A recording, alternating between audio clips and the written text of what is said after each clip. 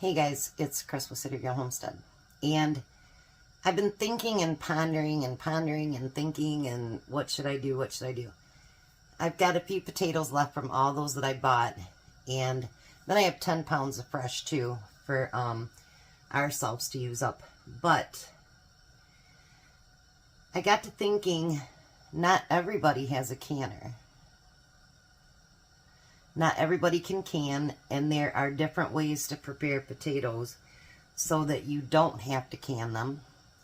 And so I'm going to do something today I've never done. So I have done it one way, but not this way, and we're going to try it.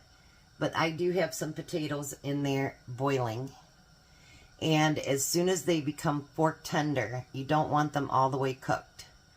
You take them out of the water and you cool them down. You can put them in the freezer, the refrigerator, whatever it is. And that's what I'm going to do. So, cross your fingers that it actually turns out. I think it will, but, you know, you never know. So you're going to learn right along with me and see how it goes. So I'm going to get those boiling, and let's see what we can do. Alright, so now they're all fork tender. So what I want to do is I want to get them all out and dump them into ice water, because we want them to cool down fast, because if they cook too much, then I'm not going to be able to do what I want to do with them, and we don't want that either.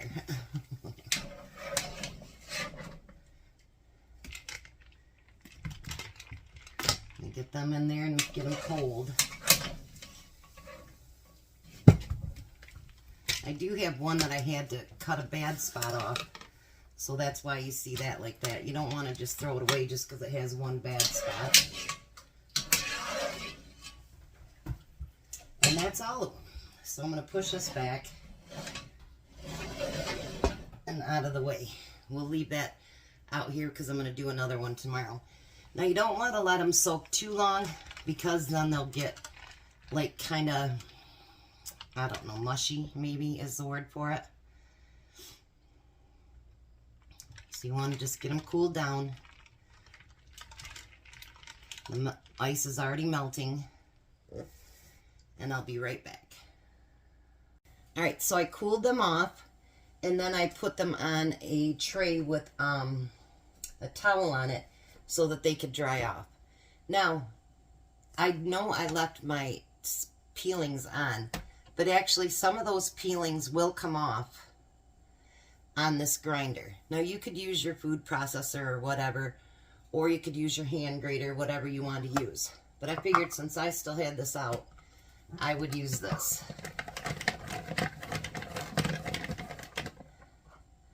And go ahead and shred up all the potatoes.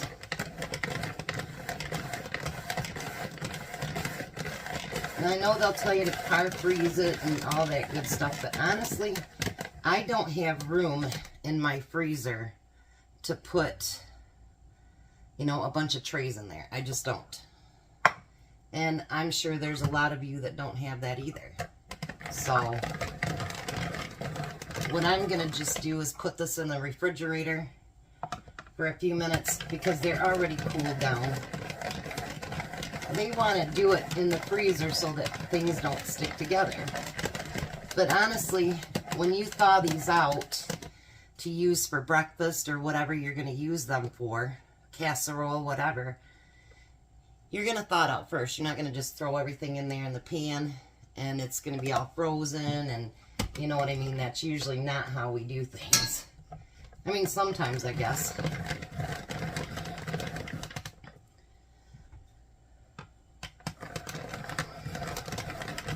I figured since this grinder was out, I might as well do hash browns. Because everybody likes hash browns once in a while. And I mean, those few potatoes, look how many hash browns are already coming out of it. There's quite a few there. I got a couple plates out. I might need another one, but that's okay. And you could actually go from this right to the baggie and put how many ever you want. You could put them all in a gallon bag and then just break off what you want, because I do that with my peppers, my onions, everything else. You can do that. So, I mean, it's not like they won't break apart, because they will. The par greasing is nice because nothing sticks together. I don't know what they call it. Par greasing, I'm not sure what they call it, but that works out good. But you really don't need to do that. I mean, you can. It's suggested. But, you know, right now, we've already boiled these. We stopped them from cooking, and now they won't brown. That's our main objective. We don't want them to turn brown, and we want them to be safe. So our objective is already met.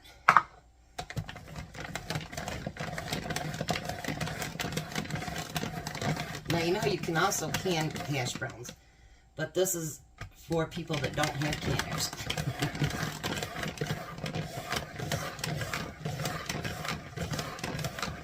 But you would basically do the same exact thing.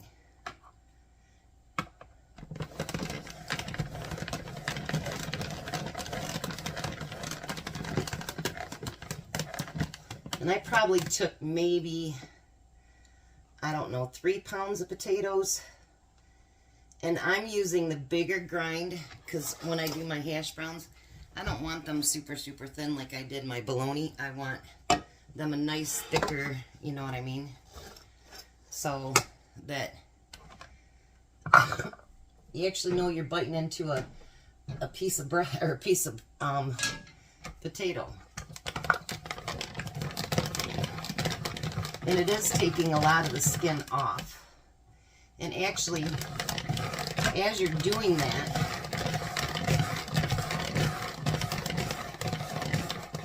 some of the skin will come off automatically anyway. Look how beautiful those are.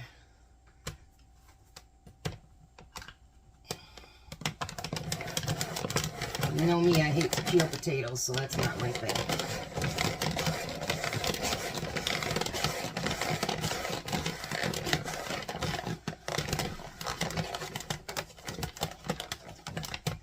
Alright, I just got 3 more potatoes and I'll be right back. Alright, so now I'm putting them into bags. They're pretty cold. Now, if you just do this to be able to make some that day and fry them up, you don't have to go through all this. You could actually just grind them and fry them raw. You could also, at this point, too, if you have a dehydrator, you could actually dehydrate these potatoes, too, as well. So you have a lot of options when it comes to doing stuff like this. You know, where canning's pretty much what you set out for it to do, you know what I mean? But you can actually make different things with this. And like I say, you can use it for breakfast. You could use it for casseroles. You could use the hash browns for a lot of different things. I'm putting mine in quart bags because I figured that would be enough, because everybody knows Tom's appetite. That would be enough for our breakfast. Especially when it comes to potatoes. He loves his potatoes. Big time. I only marked up 4 bags. I might have to mark up another one too. So when you get an abundance of potatoes like I did, you know, and I'm sure a bunch more of you did when you found out about the 7 for 7, which they don't have a 7 for 7 this week, by the way. I already checked for next week, and they don't have it. I think instead of doing a 5th bag, I'll just fill these other bags up a little bit more. Because there's not quite enough for a 5th bag. I did clean my countertop back off, by the way, so it's clean.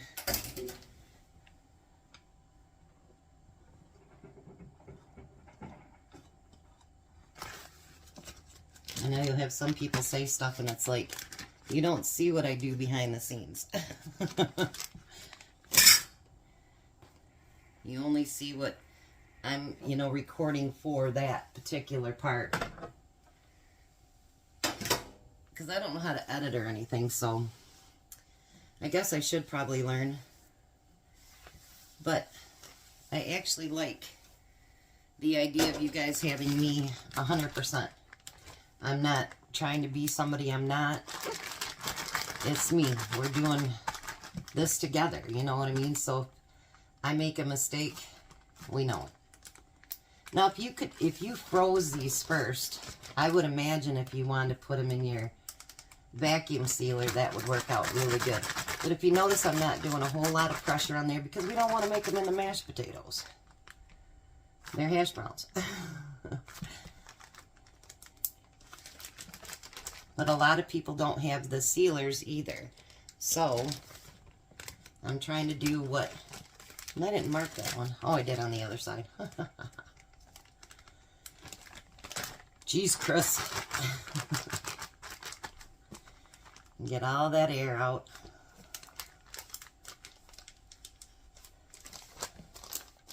This first one, I didn't get all the air out of it.